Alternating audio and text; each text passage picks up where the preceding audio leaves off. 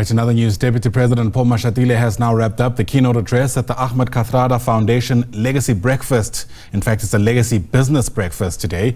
The event seeks to provide a platform for meaningful discussions with society in honor of the legacy of Kathrada's contributions to leadership and justice. Watching that story is SABC News reporter Nosipho, who joins us now live from Illovo. And of course, Nosipho, the Deputy President had an opportunity to answer questions from journalists there. And as expected, a lot of those were dominated by developments with the GNU and the latest tariffs from Washington. Yes. A very good morning to you, Ayanda, and to the viewers at home. Of course, you're right. The Deputy President Paul Mashatile delivered the keynote address at the Ahmed Kathrada Legacy Business Breakfast underway here in Illovo in Johannesburg, bringing together industry, decision makers, policy makers, as well as business leaders. This strategic gathering discussing the challenges facing the country and also how we can sort of get over those challenges and bring the country forward. But as you mentioned, the Deputy President indeed had an opportunity to discuss a range of topics from the national dialogue expected to take place later this year and the GNU and those tariffs levied on South Africa by the Donald Trump administration last week. And on the GNU, the Deputy President highlighted just that talks are continuing and that we know that the NWC confirming that meeting taking place today at 10 o'clock. And he also had some remarks to what's happening with the GNU, saying that he would be ashamed if he was part of the DA, given that they voted against the budget, but continue with as business as usual, saying that that's not the right course to take.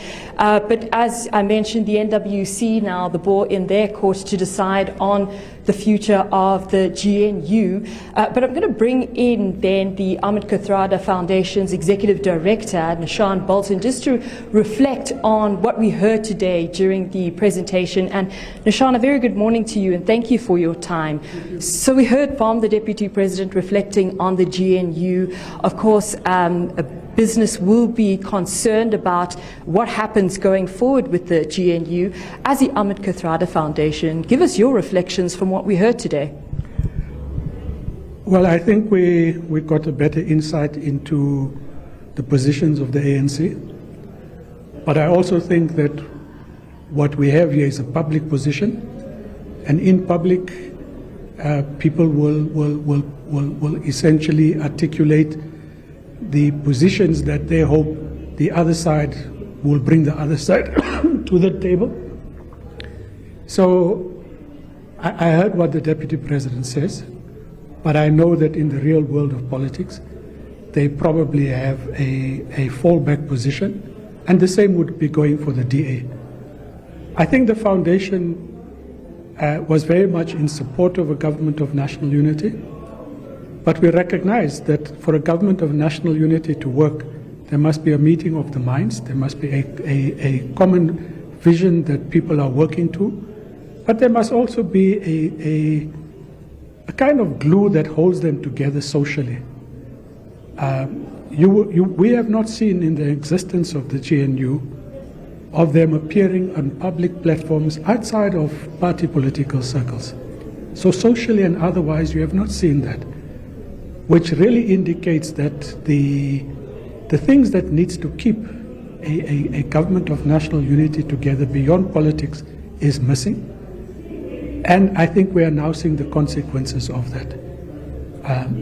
Nevertheless, I think the foundation hopes that what we've heard today is really the hardline positions and that there are fallback positions that will get people back to the table and, if possible, find a way forward.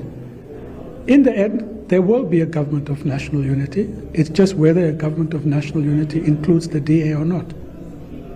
Now, the Deputy President also reflected on local government being the coalface for service delivery and saying they've learned some lessons there in terms of what needs to be done going forward. You, of course, are concerned as the Ahmed Kathrada Foundation with other civil society around the challenges facing Johannesburg. We saw with that presidential meeting with the President earlier last month.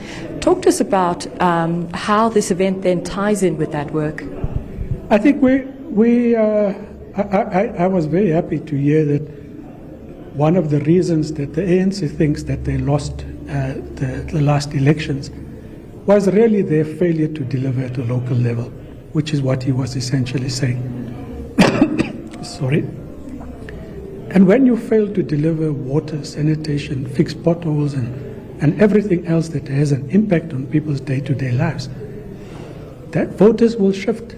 And I think what we've seen is the fact that voting is no longer historical. It's also based on the quality of services that people get, which I think is a sign of a very maturing democracy. We're also happy that the President took the initiative to establish a Johannesburg working group. That working group and all of its working groups and so forth, we think will be sorted out in the next couple of weeks. And once that gets started, we are a bit more hopeful that with the input of civil society and other organizations, and with a city that is hopefully willing to listen to voices other than their own, we might be able to get this city working again. The challenges are huge. I don't think a lot will be done before the next election, but there are basics that can be attended to. We think that between 2026 and 2031, there's a need for the city to have a vision that everybody identifies with and also takes responsibility for. And if we can get that done before the 2026 election, that leaves the challenge of the quality of leaders who come into the city, which is really going to be the biggest challenge. And from the Joburg Crisis Alliance that the Kathrada Foundation is part of, we will be appealing to people to really not ignore local government when they think about politics. Local government requires the best minds and talent in this city to come forward and serve the city, either in the administration or as public representatives. All right, thank you so much, Nishan. That was Nishan Bolton, Executive Director of the Ahmed Kathrada Foundation, coming to you from at the Ahmed Kathrada Foundation Legacy Business Breakfast being held in Illovo. Back to you in studio, Ayanda. All right, Nosipho live to us there from Illovo for that update. Thanks very much indeed.